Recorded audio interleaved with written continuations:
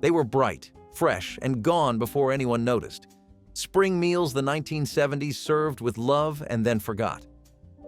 What happened to the dishes that once made this season taste like home?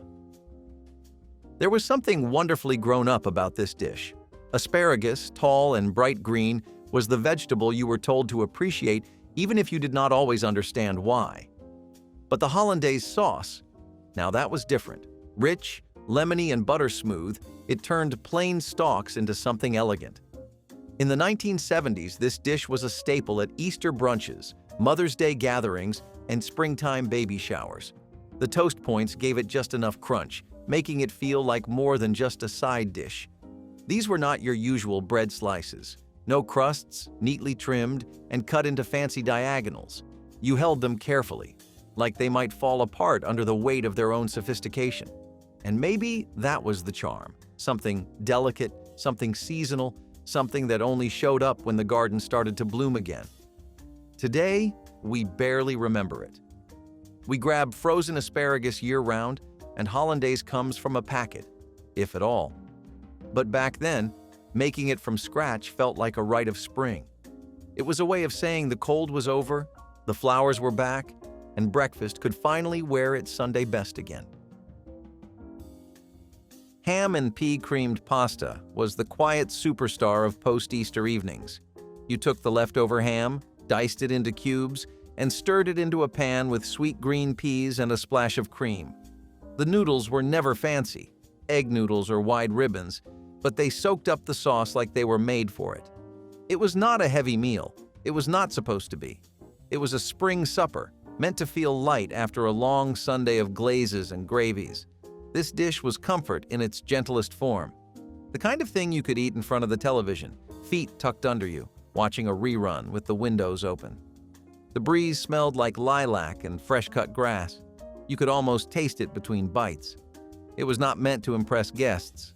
It was meant to stretch what was left, turn a holiday into a few more quiet moments of flavor. Today, it barely shows up in cookbooks.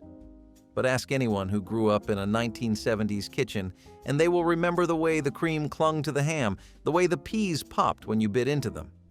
It was spring, and it was good.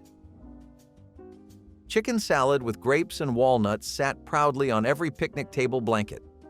It was a dish built for Tupperware, for pastel-colored bowls with matching lids, and for sunny weekends with folding chairs and paper napkins.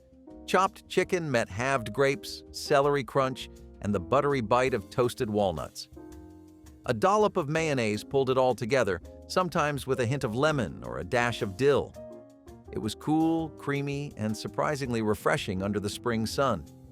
It felt fancy, even if it was simple. And that is what made it special. Served on a croissant, it became brunch-worthy. Served on a lettuce leaf, it looked like something from a women's magazine. But even when it was scooped onto a plain sandwich roll, it still carried that air of grown-up elegance.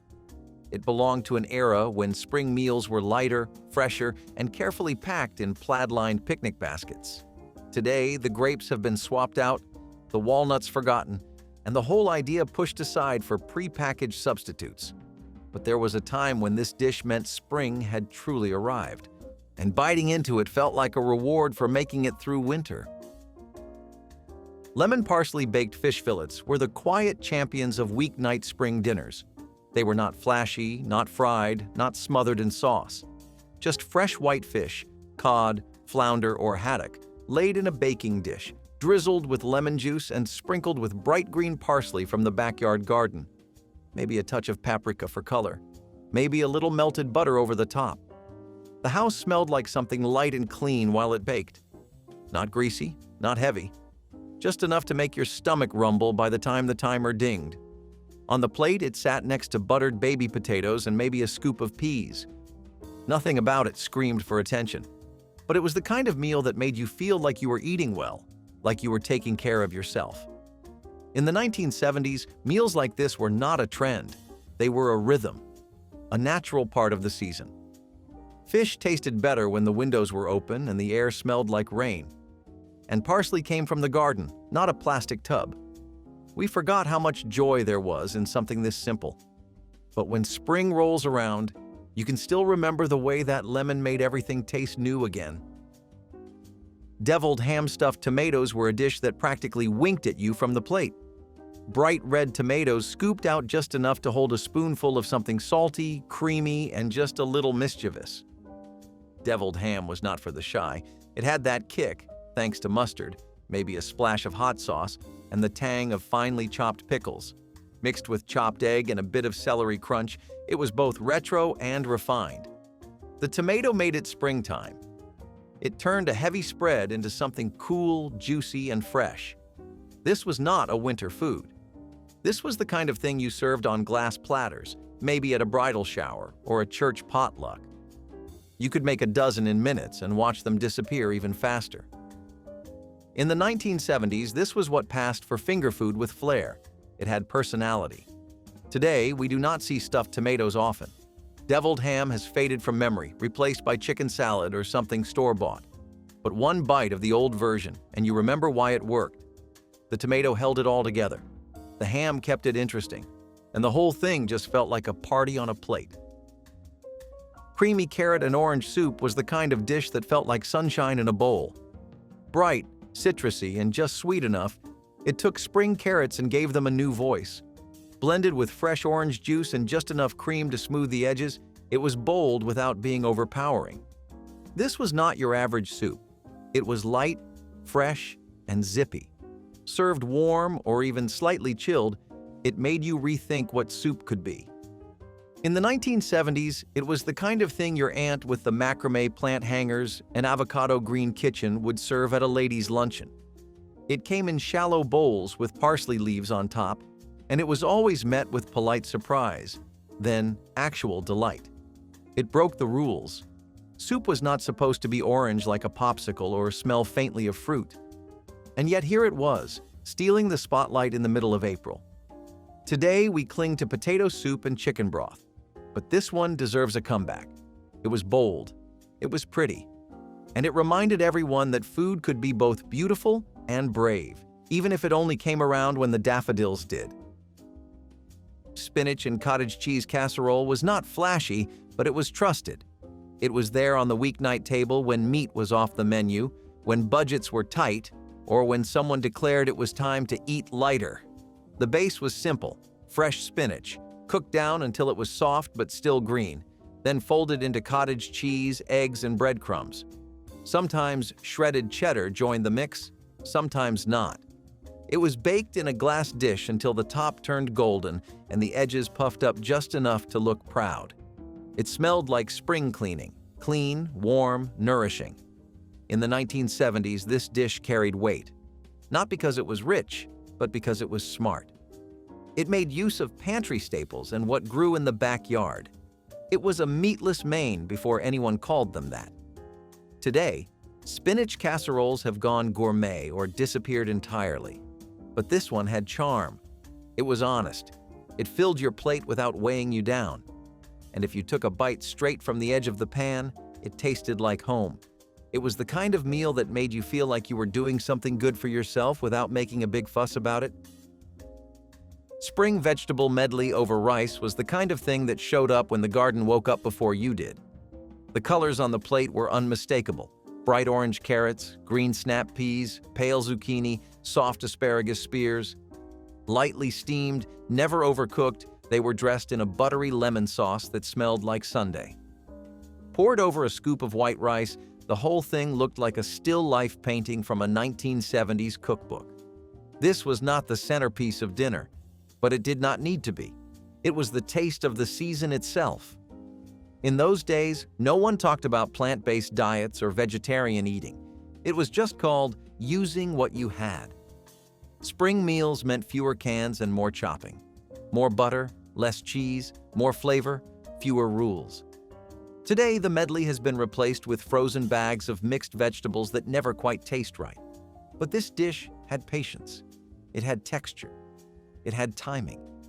And when you got it right, just enough crunch, just enough lemon, it made you feel like you had stepped outside, even if you were still in your kitchen.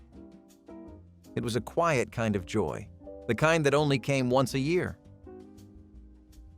Stuffed zucchini boats with ground turkey were the compromise that made everyone at the table nod in agreement. You took fresh zucchini, sliced them lengthwise, and scooped out just enough to make a cradle. Inside went sautéed ground turkey, onion, breadcrumbs, and herbs. Sometimes a bit of tomato paste or Parmesan cheese to bind it all together.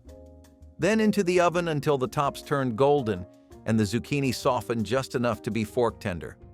In the 1970s, this felt modern. Healthy, but hearty. A little trendy, but still familiar. It showed up in casseroles and clamshell recipe books, usually next to cheerful illustrations of smiling vegetables. It was the kind of thing a mom would make on a Tuesday to prove that dinner did not always have to come from a box. And it worked. The turkey brought the savory, the zucchini brought freshness, and the whole thing looked impressive without taking hours to make. Today, stuffed vegetables are often too fussy or too fancy, but these boats floated right in the middle, simple, flavorful, and unmistakably spring. They did their job without showing off, and sometimes that is exactly what you need. Chive and egg salad sandwiches were a signal that the garden was open for business again. You chopped the chives fresh, still wet from morning dew, and mixed them into mashed hard-boiled eggs with a touch of mayonnaise, salt, and pepper, maybe a dash of mustard, maybe not. The mixture was cool, pale yellow with little green flecks, and it went on to soft wheat bread with a leaf of lettuce for crunch. It was not just lunch, it was a feeling. It belonged on paper doilies and pastel plates. It showed up at baby showers, spring weddings, and any gathering that called for a pitcher of iced tea and a bowl of strawberries. In the 1970s, it was everywhere. It was modest but proud. It was the kind of thing you served when you wanted to show care without making a scene. Today, egg salad still lingers, but rarely with chives, rarely with charm. We forgot how something so simple could carry so much tradition. One bite, and you remember. The freshness, the softness, the sense that just maybe something lovely was blooming again outside your window. Cold noodle salad was the rebel at the potluck table. It skipped the mayonnaise, skipped the baking, and came in chilled like it knew something the casseroles didn't. In the 1970s, it felt exotic. Spaghetti tossed not in tomato sauce, but in sesame oil, rice vinegar, soy, and crushed peanuts. Green onions gave it bite, a dash of sugar gave it balance, and sometimes a few slivers of bell pepper joined the mix. It came from cookbooks that called it Oriental and meant that as a compliment. Mothers who had never heard of pad thai made it with pride. It was served cold, in wide bowls, and eaten with a fork, no chopsticks required. It was the kind of dish that made you feel modern without trying too hard. Light, nutty, and whispering of a world beyond your backyard. It showed up at PTA meetings, garden brunches, and those new salad suppers that were suddenly trendy. The ingredients were easy, the taste was unexpected, and the leftovers were somehow better the next day. Today, we think of fusion as fancy, but back then, it just meant trying something new on a spring afternoon and loving it enough to make it again next week. Spinach, strawberries, and grilled chicken were not supposed to go together until they did. This salad felt like a fresh breeze in a world of iceberg and ranch. It was light, yes, but it had drama. The spinach was tender, the strawberries sweet, the chicken just warm enough to make it feel like dinner. Poppy seed dressing poured over the top like sunshine in a jar. Sweet, tangy, creamy, and unforgettable. This was not a side dish. This was a centerpiece. And in the 1970s, it was revolutionary. People did not mix fruit and meat unless they were skewering kebabs. But somehow, this worked. It turned up at baby showers, springtime dinner parties, and those strange new health food cafes with wicker chairs and alfalfa sprouts on the counter. It was served in glass bowls that showed every layer because the color was half the point. And when you tasted it, you felt like maybe, just maybe, healthy food could actually taste good. Today, it is everywhere. Back then, it was a bold statement from a decade just starting to flirt with the idea of freshness. You did not forget a salad like this because it made you feel something, something clean, something bright, something just for spring. Ham steak with pineapple was the kind of thing you made when you wanted to feel fancy but did not have time to roast a whole ham. It was quick, it was sweet, and it made your kitchen smell like something big was happening. One slice of ham in the skillet, one pineapple ring sizzling on top, a glaze of brown sugar, Dijon mustard, and a splash of vinegar melted into the pan. That was it. Dinner was done. The 1970s loved shortcuts that still felt special, and this dish was exactly that. It was served with canned green beans or mashed potatoes or even a scoop of cottage cheese on the side. And it worked. The salt from the ham, the sugar from the pineapple, the heat from the mustard. It hit all the notes. Kids liked it, parents loved it, and guests thought you had planned more than you did. It looked festive, even on a Tuesday. Today, we chase complex recipes and rare ingredients, but back then, a ham steak could steal the whole table. It reminded you that spring did not have to be complicated.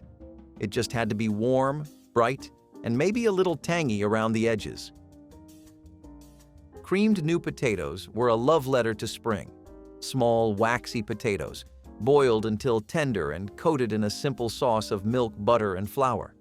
The magic was the dill, fresh, chopped, fragrant. It made a heavy dish feel alive. Served with baked fish, roast chicken, or just rye bread, it was never glamorous, but always dependable. In the 1970s, it showed up in blue-trimmed casserole dishes at Sunday dinners, church weddings, and backyard picnics. When you scooped it onto your plate, hot and steaming, you already knew it would be good. We forget how much comfort came from a handful of potatoes and a ladle of cream. But back then, it was enough, more than enough. And now, it still tastes like spring finally keeping its promise. Shrimp salad in an avocado half was the ultimate 1970s party trick. It looked elegant, felt expensive, but was easy. Cold shrimp tossed in mayo, lemon juice, celery, and herbs, then spooned into avocado, maybe paprika on top, maybe a lemon wedge, always chilled with tiny forks. This was not everyday food, this was company's coming food, something your mother made to impress without effort. Avocados were exotic. Shrimp was a treat. Together they whispered luxury. Today it feels like a relic of a different kind of fancy. But one bite, and you remember why it worked. Creamy, tangy, chilled. It was more than a meal. It was quiet glamour, served before the main course. The broccoli and rice ring was not just a side dish, it was an event. Molded in a bundt pan, this green circle came to the table with flair. Inside, soft rice, chopped broccoli, and just enough egg to hold it together.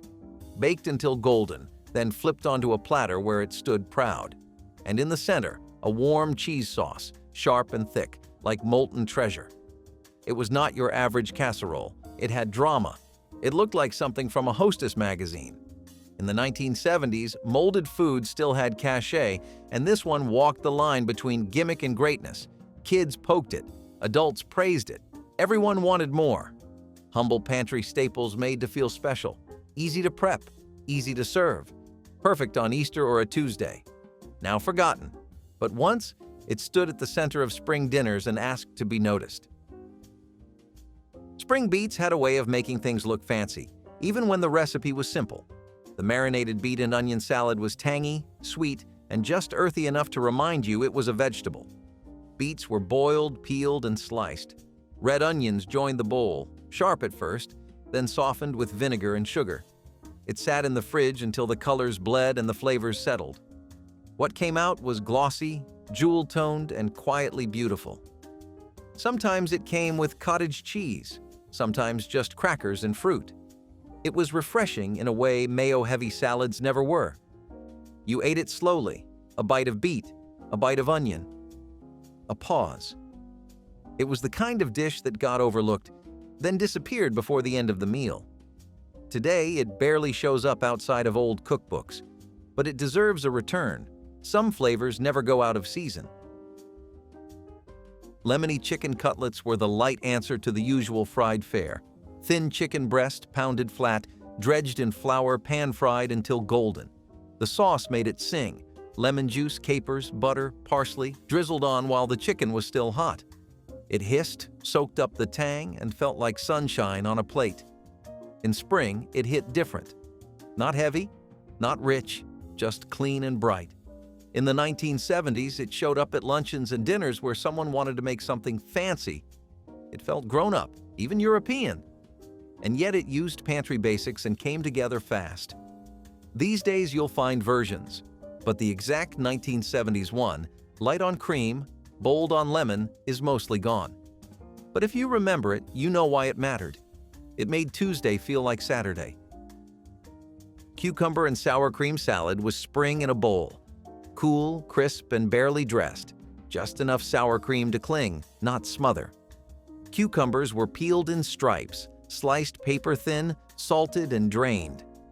The dressing was simple: sour cream, vinegar, sugar, dill, maybe black pepper, maybe not. Every family had a version.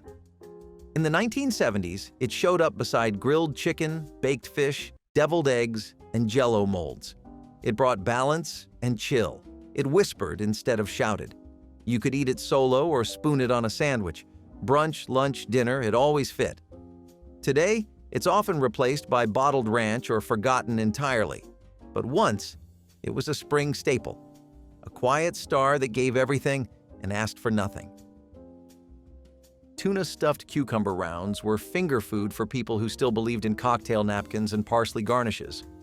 Thin cucumber slices, cut on a bias, each topped with a creamy dollop of tuna salad. Not just any tuna salad. This had relish, lemon juice, a little celery, maybe paprika. Served cold and neatly arranged, they looked elegant. You picked one up, took a bite. No crumbs, no mess, just crunch, cream, and a flash of flavor that lingered longer than expected. In the 1970s, they showed up at bridal showers, spring luncheons, PTA events. Light, cheap, easy to make in big batches. They made the hostess look polished, but over time they slipped off the menu. Maybe it was prepackaged snacks. Maybe we just forgot how refreshing cucumber could be. Whatever the reason, they're mostly memories now. But if you ever find one again, fresh, cold, perfectly balanced, it takes you back to folding chairs, punch bowls, and the hum of spring through a screen door. Cold ham and macaroni salad was the unsung hero of 1970s potlucks. Simple, familiar, and perfect after a long day in the sun. Start with elbow macaroni, add cubed ham, frozen peas, and mayonnaise. A little mustard for tang, paprika for color, and suddenly you had a dish that could sit out for hours and still vanish first. It bridged the leftover Easter ham and early cookouts. Moms made it ahead, chilled it in Tupperware, and served it on shredded iceberg. It was never the star, but it didn't need to be. Refreshing, satisfying, completely unpretentious. Today, it's often passed over for quinoa or pasta salad with olives, but back then, this was comfort in a bowl. Creamy, salty, and exactly what you reached for when no one was looking. It was not gourmet, but it was real, and that made it perfect. Chicken and rice aspic mold was the kind of dish that looked more like a science project than a meal. But back in the 1970s, it was a springtime staple at garden parties and luncheons. Clear gelatin, molded into a dome or ring, held delicate layers of cooked chicken, tender rice, finely diced carrots, and celery. Sometimes there were olives, sometimes pimentos, but always a whisper of lemon and the glossy sheen of ambition. You sliced it like cake and hoped it stayed firm enough to land on the plate without wobbling into disaster. Housewives made it to impress, because nothing said effort quite like suspending dinner in gelatin. Cold, savory, and a little confusing, it was both elegant and absurd. Served on lettuce leaves with a dollop of mayo or sour cream, it was offered with the kind of proud smile only the 1970s could inspire. Today, people raise eyebrows at the idea of meat in Jell-O, but back then, it was modern, daring, and perfect for warm spring days when ovens stayed off and cold dishes reigned supreme. You may laugh at it now, but once, it was the crown jewel of the buffet. Spring herb omelette with goat cheese was what you made when you wanted to feel French without ever leaving your avocado-colored kitchen. Light, fluffy eggs folded around pockets of creamy goat cheese and sprinkled with bright green herbs like tarragon, parsley, and chives, it was the brunch dish that made weekday dinners feel like cafe fare. It was usually served with a triangle of toast, maybe a few strawberries on the side, and a pitcher of iced tea that someone swore was sun-steeped. This was spring in its most edible form, fresh, green, and just rich enough to feel like something special. You did not need meat. You did not need sauce. You just needed good eggs and a little patience. Moms made it after church. College kids tried to master it for date nights. Even the glossy food magazines started showcasing it as the health-forward alternative to sausage and gravy. And somehow that soft crumble of goat cheese always made it feel like luxury. It was easy to mess up and unforgettable when done right. A quiet star of the season, reminding us that spring cooking could be simple, elegant, and impossibly good. Cherry balsamic pork tenderloin was the dish that turned heads at Easter dinners. It was not your grandmother's ham. It was something bolder, richer, and sweeter. The pork was marinated, roasted, and then glazed in a reduction of tart cherries, balsamic vinegar, brown sugar, and rosemary. The glaze clung to every slice like a glossy badge of sophistication. It was a statement meal, served on floral china with sprigs of herbs and a nervous pride from whoever cooked it. You could smell the vinegar mingling with the fruit the moment it hit the table. And when you took that first bite, tender pork wrapped in syrupy tang, it was clear this was not your average 1970s roast. It was both rustic and elegant. A little retro, a little forward-thinking. People remembered it, even if they could not quite replicate it. It disappeared from family tables by the 1980s, replaced by safer, less adventurous cuts. But for a moment, it was spring's boldest flavor, a mix of sweet and savory that danced right on the edge of too much. And somehow, that is what made it unforgettable. Zucchini and Parmesan fritters were the kind of crunchy, golden bites that made vegetables seem exciting. You grated the zucchini, squeezed out every drop of water, and folded it into a mix of Parmesan, eggs, and breadcrumbs. Then, you dropped spoonfuls into a sizzling skillet and watched them puff into little discs of springtime gold. Crisp on the outside, tender on the inside, and best served with sour cream or a scoop of marinara. These fritters were dinner party appetizers, potluck stars, and last-minute side dishes all in one. Moms made them to trick kids into eating greens. Hosts served them with cocktails and napkins. Even backyard barbecues found room for a tray of these crisp, cheesy wonders. They smelled like toasted breadcrumbs and fried garlic and sounded like springtime applause when you bit into one. Today, they have faded behind kale chips and quinoa cakes. But once, these fritters ruled the seasonal table. Easy, cheap, and surprisingly elegant. They were the proof that humble ingredients, when treated with care, could taste like a celebration. Cold poached salmon with dill sauce was the showstopper of the buffet line. Light pink, perfectly chilled, and often resting on a bed of iceberg lettuce, this dish said one thing: someone had gone to a lot of trouble. The salmon was gently simmered in seasoned water, sometimes with wine, sometimes with bay leaves, then cooled and served cold with a creamy dill and lemon sauce. You spooned the sauce across each slice, watched it slide into the flakes, and tried not to drool on the linen. It was elegant in a 1970s kind of way. Less formal than roast beef, more refined than meatloaf. It was the kind of dish you made when the women from the garden club were coming over, or when you wanted to impress your mother-in-law. Served with baby potatoes or a handful of asparagus spears, it was a springtime meal that did not need heat to win hearts. And though it takes a back seat to grilled salmon today, this cold version still whispers of cocktail parties and polished silver forks. Cool, calm, and quietly extravagant.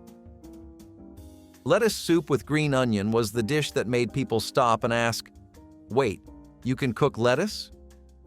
In the 1970s health food circles, the answer was yes. Yes, you could simmer lettuce in broth, blend it with sautéed green onions, and finish it off with a splash of cream. The result was unexpectedly delicate, almost floral, with a soft green color that looked like spring in a bowl. It was the soup version of a secret garden, quiet, simple, and full of surprise. Served warm or chilled, it sat between fancy and forgotten, somewhere in the cookbook section that encouraged eating light but cooking with love. It showed up at luncheons, tea parties, and magazine pages with names like Slim Spring Suppers. And though the idea faded fast, overshadowed by heartier soups and flashier salads, it left behind a whisper of ingenuity. That you could take something as plain as lettuce and turn it into something elegant, something that felt new, something that felt like the season itself, brief, fresh, and quietly beautiful. Pineapple and cottage cheese mold was the kind of dish that made no sense on paper, but somehow ended up on every spring buffet table. Bright green from lime gelatin, lumpy with cottage cheese, and studded with crushed pineapple, it looked like a science experiment but tasted like dessert pretending to be a salad.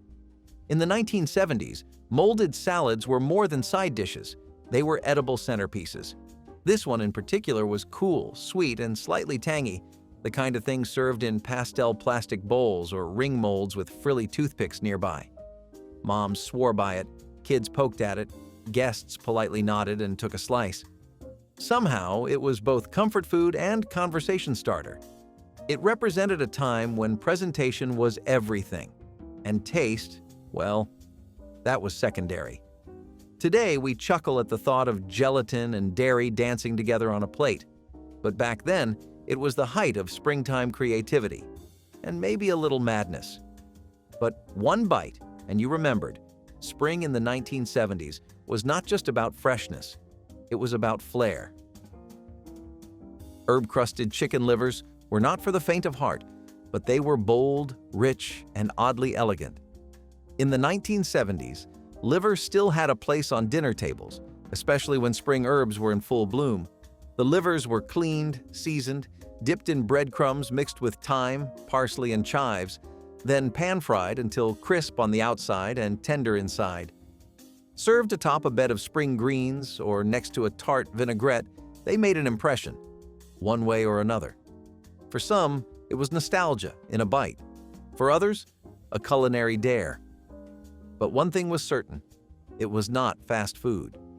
It was the kind of dish that took time, care, and a certain confidence.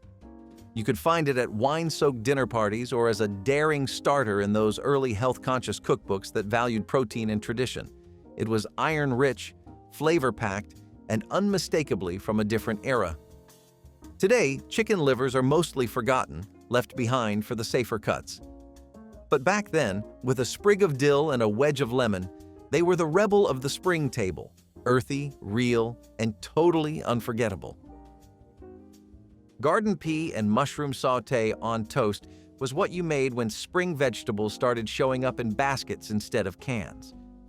You took fresh green peas and baby mushrooms, sautéed them in butter with a touch of garlic and thyme, then piled them high on thick slices of toasted rye. It was not fancy, it was not fussy, but it was deeply satisfying. The bread soaked up every bit of buttery goodness, and the peas still popped with that unmistakable freshness. This dish was part supper, part snack, and all about timing. Best made when the produce aisle turned from beige to green. Moms served it with a glass of iced tea. College kids made it in tiny apartments with hand-me-down skillets. It was cheap, cheerful, and just adventurous enough to feel special. No meat, no drama, just toast and what the garden gave you. Today, it is the kind of meal people scroll past, looking for something flashier. But once, it was enough. A quiet celebration of the season, served warm, on a plate that smelled like home. Another thing that was really exclusive to the 1970s was the country's rediscovered love for casseroles. Things like hot dog casseroles are just proof of this all around. But really, you had a casserole for just about every fruit, ingredient, and meat you had ever heard of. The deal with this one is that it was a cheap casserole and a super beginner-friendly one. Seriously, your nephew could make this if you gave him honest instructions and believed in him enough. I mean, what really is there to do? You just take the pasta and the hot dogs, layer them casserole style, and pop them in the oven. Bam, you're done. And now you have enough food to either share with the family twice over or enough to last you the entire day and then some.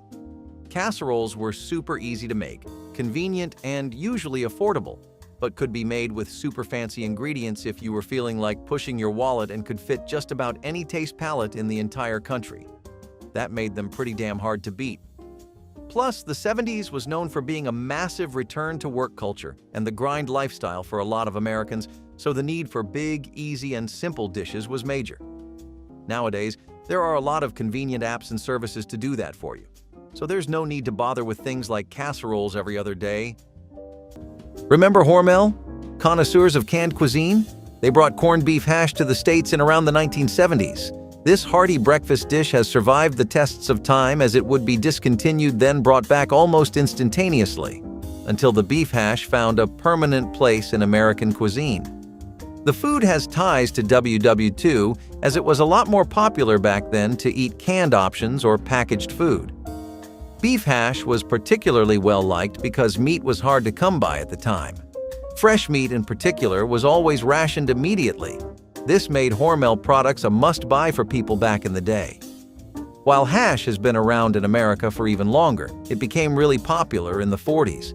Though in the post-war era, it did fall off in popularity, urging the company to discontinue the product. Beef hash made a comeback in the 70s when inflation hit, as people were looking for cheaper alternatives. Since then, this dish has slowly been making a return to many restaurants these days, especially as a cheap takeout option. Equally offensive to most conservative taste palates were pineapple and cheese sandwiches. As of 2024, it is a well-established fact that the West and pineapples have had a very troubled relationship. Pineapples try their best for America, and America acts like an alcoholic husband that cannot notice his wife even on their anniversary.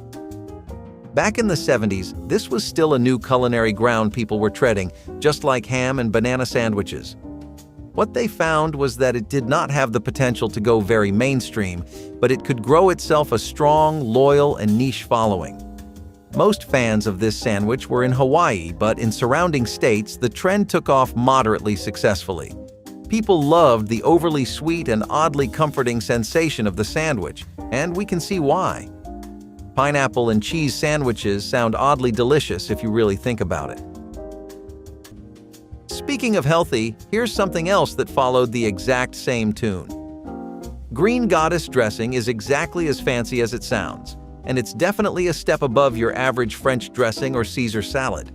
I mean, come on, if we are supposed to eat salads every other day, you gotta keep some different ones in your rotation, right?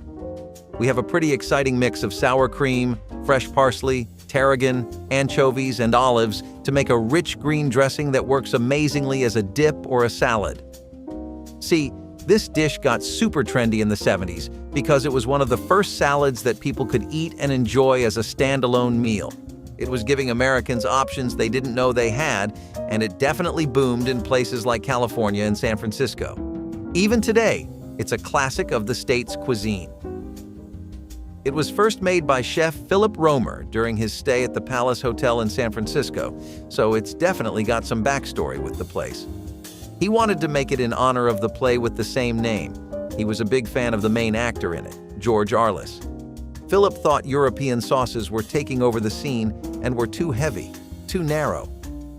They offered one kind of flavor experience, and he wanted more, so he made something that was more than just that. One of the soups that took off during the 1970s was stuffed cabbage soup. Remember how I said people really became besties with cabbage overall? Yeah, that meant that they were exploring its potential in every avenue of food known to the average American Joe. You had cabbage casseroles, cabbage stir-fries, cabbage stews, and now stuffed cabbage soup. I mean, on the one hand, it was boring as anything could be, and it really needed a lot of aromatics and seasonings to become something you could justify spending time on. On the other hand, it was dirty cheap, like unfairly cheap. And for some people, it was just free. That's right. If you had your own farmland with a crop-growing culture in your family, then you were likely raised growing cabbage, or at least having it in the home a lot. In rural areas, low-income ones and urban ones, For different reasons, whether it was the economics of it at all or the fact that modern American consumerism as they knew it was slowly heading to massive health problems for all participants, people flew like moths to cabbage soup. Nobody can go without margarine, the all-time quintessential breakfast food that everyone from everywhere both in and out of the US can agree on. One of the more relaxing parts of spreading big dabs of margarine on your toast is knowing that it is not really bad for you, and that should be the case by all means until you add trans fats in. These fats would be put into the spread, and this was an industry-wide practice until it got banned by the FDA as it became linked to heart disease and diabetes. In particularly extreme cases, it puts you at a higher risk for cancer, and that is just too much trouble for butter of all things. Despite what I just described about the 70s with casserole, you gotta believe me when I say something like zucchini fritters was also at the forefront of the entire decade. That's the thing about the 70s. It's just got so much going on that you can't box it into any single trend or sentiment that was spreading like wildfire. I mean, sure, there was an immense crowd that deeply preferred casserole-style dishes, and they stuck to that belief hardcore, but there was also a big chunk of America that was tired of the high-calorie, high-prep lifestyle of making big dishes that would last you a while. They wanted to switch to greener food that would help keep them lean and food that would also work with the party culture that was getting so popular during the 70s. People wanted bite-sized snacks they could gobble up when they were tipsy at parties, not big banquet dinners they had to sit down for and really make space for. Lots of people were treating eating as an excuse to socialize and go out, instead of finding genuine new food or eating for sustenance like in the first half of the 20th century. Canned tuna was cheap, packed with protein, and could be turned into everything from tuna salad sandwiches to casseroles. Families relied on it for quick meals, and no one thought twice about how much they ate. Back then, there were no warning labels, no recommendations to limit consumption, just endless recipes encouraging people to make the most of their pantry supply. But there was a hidden problem. Industrial pollution had been steadily increasing mercury levels in ocean fish, and tuna, being a top predator, was absorbing more than its fair share. By 1970, reports surfaced linking mercury in tuna to potential neurological damage, particularly in pregnant women and young children. The FDA took action, setting limits on mercury levels in fish, but there was no official warning on cans. It wasn't until the early 2000s that the government issued clear guidelines advising consumers, especially expectant mothers, to limit their intake of certain tuna varieties. Despite the concerns, canned tuna never disappeared from store shelves. It's still a go-to meal for millions, but with a little more caution attached. Back in the 1970s, hot dogs were everywhere, at ballparks, backyard cookouts, and school cafeterias. Whether boiled, grilled, or roasted over an open flame, they were an American staple. What few people realized, though, was that those perfectly pink Franks owed their color and long shelf life to a heavy dose of sodium nitrates. These preservatives kept hot dogs looking fresh and safe from bacterial growth, but over time, concerns started sizzling. Nitrates and nitrites were widely used in processed meats, not just for preservation, but also to enhance flavor. The problem?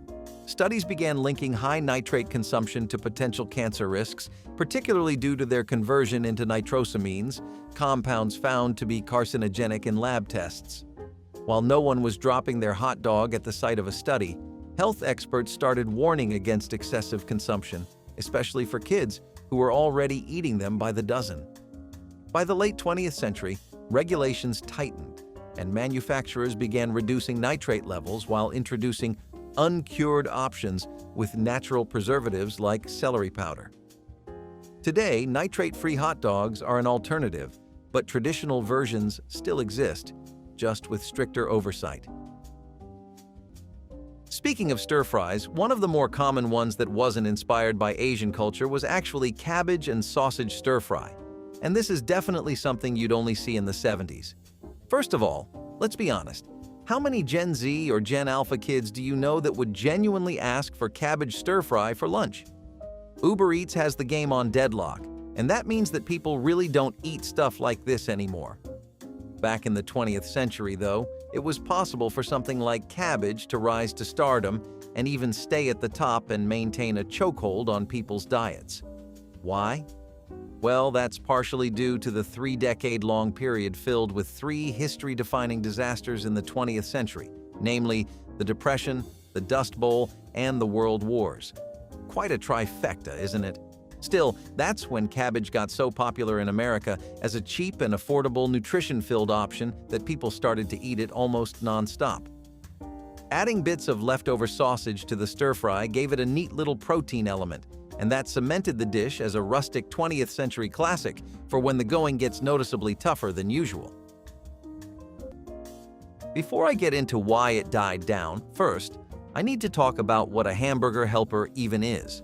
This was a packaged convenience food product that General Mills came up with in 1971, and it was a big part of their whole Betty Crocker shtick. The idea was to make something out of a pound of ground beef, and despite the name, there's no hamburger ingredients besides the beef. You had a box with dried pasta, rice, and a seasoning mix. It actually became a big thing in the 70s because it became a symbol of processed food and was one of the most popular packaged products in the nation. On the other hand, it is definitely something I would say is entirely nostalgia-driven now. Hamburger helpers are still available, and they're a convenient meal to go for. Don't get me wrong, but the days of its trends are dead in the water and in the past now. People would go out in droves to get a fix of a hamburger helper back in the 70s, and this was a very much socially expected thing to do, by the way. Like, you know how your friends call you for a round of Chipotle and gossip? That was pretty much the idea back then, too. The things that did this bad boy in are movements like the health-conscious trends that were constantly spreading over America. Lots of people were in favor of healthier, smaller, and leaner meals made using canned food, and their argument was that the national rise of fast food, fusion food, and street food was really just doing a number on everyone's guts. On the other hand, convenience culture really has outpaced dishes like these in longevity, at least. For reasons like these, it's hard to find a good hamburger helper, and even harder still to find someone who still swears by them. Vegetarian chili definitely had its heyday in the same time as those moments I was talking about. Listen, when I say movement, I don't mean a 3-day bandwagon full of peaceful sit-ins and protests like we have today. I mean, like nationally, parents everywhere were livid. They couldn't stand that their kids were actually preferring to stay inside with a McDonald's Happy Meal and the television screen, and lots of them became super proactive about their family's diet and eating habits because of the massive revamp in culture. I mean, in this same century, these people went from surviving off of foraging wild mushrooms to watching moving pictures on a screen, having a magic box that just cools all their food full-time, slow cookers, the internet, computers, and God knows what else. All this to say, it was a fast-paced era, and people reacted with what they knew worked: vegetables. If the Depression proved anything, it was that there was a massive problem with people's diets. It wasn't economical, and it definitely wasn't healthy, and the alternative wasn't as impossible to switch to as most people would have you believe.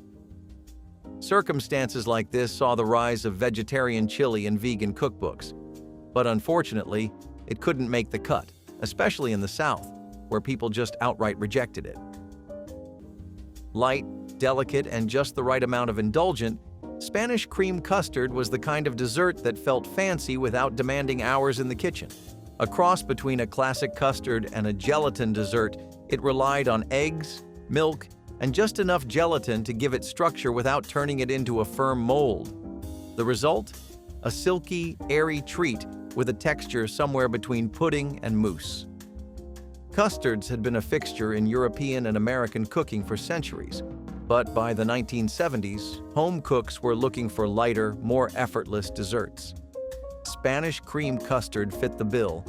It delivered the richness of a traditional custard while requiring less time over the stove. The added gelatin also gave it an edge, allowing it to hold its shape while still melting on the tongue. Culturally, this dish reflected the era's growing appreciation for international flavors. The name might suggest Spanish origins, but its widespread popularity came from American cookbooks and church recipe collections. where citrus-infused versions became particularly beloved. Today, modern adaptations often replace gelatin with cornstarch for a creamier consistency or introduce plant-based milk for a dairy-free version. Butterscotch brownies, or blondies, mix it up with brown sugar, butter, flour, eggs, and baking powder, all jazzed up with butterscotch chips. These goodies swapped out chocolate for a sweet caramel-like vibe and caught on fast. They were super easy to whip up, making them a go-to for anyone needing a quick dessert fix without the intense richness of chocolate. Their ease of preparation and ability to store well made them popular for potlucks, school functions, and holiday treat exchanges. Over time, though, as bakers got more into gourmet and unique flavors, blondies weren't the main event anymore. Usually, you'd find them cut into squares, laid out on a platter, perfect for grabbing a bite without any fuss. The combo of a chewy middle with a bit of crunch around the edges really made these stand out. In the 70s, the phrase, "let's get some shark fin soup," was not really that out of pocket. A lot of people enjoyed bowls of this at many restaurants across the USA, but local shark populations had to pay the price in a pretty nasty way as they got their fins removed and then were left in the ocean. While they were a tradition in some cultures, their use was not nearly as intense as the businesses constantly asking for more fins. Eventually, the Senate passed the Shark Fins Elimination Act, which thankfully now makes shark fin products illegal. Over the years, the constant efforts by hunters and other people looking to make a quick paycheck have endangered species, and today the number of sharks is at a record low. Magic Pan crepe cakes come from those Magic Pan restaurants that made crepe dishes a big deal back in the 60s and 70s. Here's how they do it. They layer up thin crepes with all sorts of fillings, from sweet creams and fruits to savory cheeses and spinach. Basic crepe batter is pretty simple, just flour, eggs, milk, and butter. But when you stack them up and fill them just right, it turns into something special. Each layer was carefully assembled to ensure the flavors melded beautifully, providing a gourmet experience that was rare at the time. These crepe cakes were a hit because you could watch them being made right in front of you, which was pretty cool back then. Though they were a favorite for a while, as the Magic Pan spots closed down and eating out got more casual, crepe cakes weren't as common. When they served them, it was always with style, dressed up with a little sauce or a sprinkle of powdered sugar to make them look as good as they tasted. That might be all we have for foods that work today, since the next one is chocolate-covered bacon. The eyebrow raiser you would expect it to be, this would be something that might actually have contributed to heart issues around the nation. We mean that partly as a joke and partly as a serious guess. If people did not have it every other day, it would not be that bad. No one needs educating on the actual health costs of bacon, but let's add chocolate to the mix. Now you see how that cost goes up by quite a few digits? Okay, we know you want to hear about what it was like. For those of you who are considering trying it, it was as good as it sounded. For the more reasonable viewers, you are probably glad this is not something you have to worry your kids might eat when you are not around. Now, I'll tell you what worked in the South and everywhere else. Fried bologna sandwiches. Hey, even the vegans had to reconsider. If you can't beat them, join them, right? No, seriously, these sandwiches were just that good. I don't know if they made bologna better back in the day or if they just laced it with magic drugs, but people were addicted, and I mean bad. This was the working class meal, especially in rural areas. Bologna wasn't only just delicious, it was also insanely affordable and one of the easiest meat products you could ever hope to get. In a post-war America where meat prices still hadn't fully recovered and become what they used to be, bologna sandwiches were more or less a godsend for everyone in the country. A budget-friendly meal before your long, grueling shift with a dash of protein to save your day and nutritional needs. Frying the bologna was also something people deeply took to because of how much flair it would add overall. A simple slice of bologna and some bread slices became the saving grace of many people's days back in the 70s. Raw ground beef served on rye bread, often topped with onions and a dash of salt and pepper. Known as cannibal sandwiches, this dish wasn't some underground delicacy. It was a staple at family gatherings, particularly around Christmas, when butchers sold the freshest beef and people trusted their local meat markets to provide high-quality, bacteria-free cuts. Eating raw meat might sound risky today, but for decades, it was considered perfectly normal in certain communities. The preparation was simple. Freshly ground beef, preferably from a trusted butcher, was spread onto slices of rye bread, sometimes with a smear of butter or mustard. Some enjoyed it with a side of pickles, others with a cold beer. To those who grew up with it, the taste was rich, the texture smooth, and the risk? Barely a thought. That changed as foodborne illnesses became a growing concern. By the late 20th century, increased cases of E. coli and salmonella made raw beef a serious health hazard. With the airy texture of a soufflé but the sliceability of a loaf, cheese soufflé loaf was the kind of dish that looked sophisticated but remained approachable, a reflection of how home cooking evolved in the 1970s. This was a decade where French-inspired cuisine gained traction in American households, but not everyone had the time or patience for a traditional soufflé. Enter this clever alternative. By baking cheese, eggs, and a small amount of flour into a structured loaf, home cooks could achieve the delicate, airy texture of a soufflé without worrying about the dreaded collapse. It was a shortcut to sophistication, offering the best of both worlds. Cheese had already been a staple of mid-century cooking, and this dish fit perfectly into the era's love of rich, baked cheese-based recipes. Some versions incorporated sharp cheddar, while others leaned into milder flavors like Swiss or Gruyere.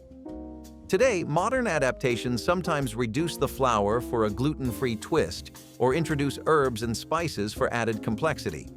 But at its core, this dish remains a fascinating example of 1970s ingenuity, where the pursuit of convenience never came at the expense of creativity. We also had chicken marbella, which rivaled beef options like beef hash. Americans have always enjoyed an incredible variety of food. Popular American chefs Julie Rosso and Sheila Lukens popularized and invented chicken marbella, a dish made using chicken, prunes, olives, and capers. The recipe was first seen in the Silver Palette cookbook. The cookbook recipe was very popular in the Jewish community and quickly became popular amongst larger groups of people across America. Towards the 80s, chefs across the country decided that the chicken marbella needed a revamp. This decision would prove costly as people started disapproving of the dish when chefs added sun-dried tomatoes instead of olives. Clearly, they went a bit overboard, and people began to refrain from ordering the chicken marbella. In a frenzy, dinner joints had to remove the chicken marbella from the menu until they could go back to the original recipe. Since then, restaurants have stuck to the OG flavor more keenly. Grits with cheese were one of the staples of Southern eating and culture for the longest time before Americans moved on from cornmeal. Hey, I get it. I'd probably tire of it if it was one of the only things I grew up on. People were just used to eating corn in all of its forms, and cornmeal was one of the most popular and normalized ones. As a result, cornmeal grits were common in most homes. Breakfast, lunch, or dinner, it really didn't matter. People could honestly just walk into a diner and expect them to serve grits. You didn't even have to take a look at the menu, since any roadside place worth its property value in salt would be serving one. Hell, they were easy enough to make at home. The cheese addition also made it a lot more palatable and made more Americans willing to try it. As far as Southern staples go, this one gets some use still, but only by old heads who remember the days of when you would have this for comfort food instead of a Big Mac and extra-large fries. Olives might not make a comeback anytime soon in today's world, but they will return on the list with egg and olive sandwiches. Like we said, olives were starting to get really hot as the ideal sandwich topping.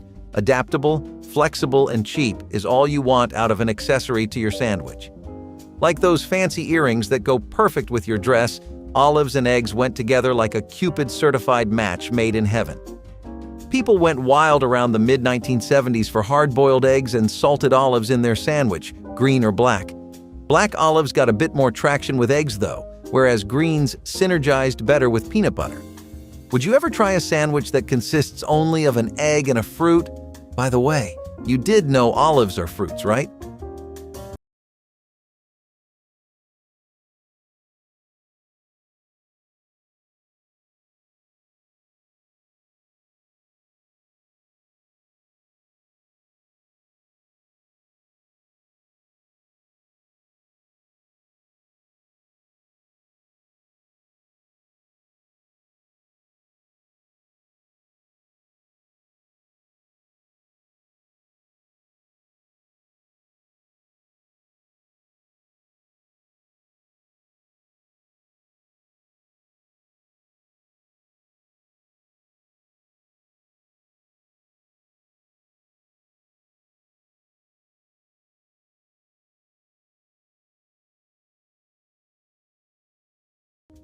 If these springtime favorites stirred up memories, tell us your favorite in the comments. Tap like and subscribe before the flavors of the past fade away.